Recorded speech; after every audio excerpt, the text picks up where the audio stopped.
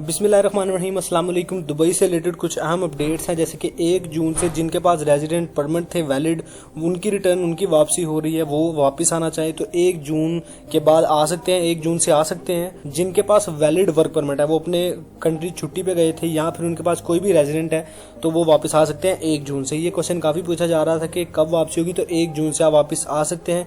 Description में आपको खलीज time की वेबसाइट का लिंक मिल जाएगा, मजीद तफसीलात आप यहाँ पे पढ़ सकते हैं। दूसरे नंबर पे कुछ लोग पूछ रहे थे फ्लाइट्स की क्या डिटेल्स हैं, फ्लाइट्स जो हैं उनकी डिटेल्स दें कि कौन सी फ्लाइट कितनी तारीख को उड़ेगी, तो तमाम तफसीलात यहाँ पे मौजूद हैं। इनके बारे में आज की डिस्कशन करेंगे। अभी कुछ देर पहले मैंने 47 फ्लाइट जो कि 10,000 पाकिस्तानियों को वापस लेके आएगी 22 मई से 31 मई तक, उसकी मैंने वीडियो बनाई, तो उसमें कुछ मैंने डिटेल से नहीं वाजा किया था, जो कि काफ़ी दोस्तों ने कॉमेंट्स में कहा कि नहीं यार, तारीख भी साथ मेंशन करेंगे, कितनी तारीख को फ्लाइट किस कंट्री में जाएगी, तमाम तफसीलात दें। तो इस वीडियो में आपको तमाम तफसीलात मिल जाएंगी। बाकी चैनल को सब्सक्राइब कर लें, क्योंकि आपको चैनल पे यूरोप एशिया के कंट्रीज से रिलेटेड इन्फॉर्मेशन और जॉब्स मिली रहेंगी। साथ में बेल आइकन को प्रेस करें ताकि नई आने वाली इन्फॉर्मेशन और जॉब आप मिस ना कर पाएं।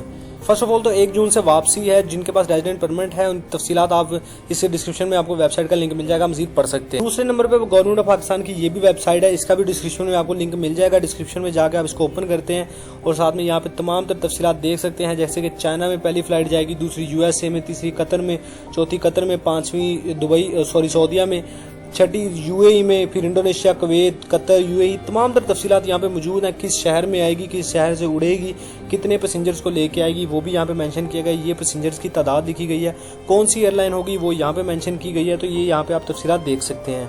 बाकी ये जो शेड्यूल है ये 22 से लेके 31 मई तक का है, ये यहाँ पे आप देख सकते हैं। इसके अलावा जब आप पाकिस्तान वापस आएंगे दुबई से, तो आपके साथ क्या एक्टिविटीज की जाएंगी, इस बारे में जानने के लिए इसी वीडियो के एंड में आपको कुछ वीडियो शो हो जाएंगी, वो वॉच कर लीजिए, ताकि आपको आने वाले वक्त में जब आप पाकिस्तान वापस आएंगे तो आपके साथ क्या होगा वो आपको इस वीडियो में पता चल जाएगा। दूसरे नंबर पे आपको अपनी रजिस्ट्रेशन करवानी है दुबई वालों को, तभी आप वापस आ सकेंगे, वरना आप वापस नहीं आ सकें।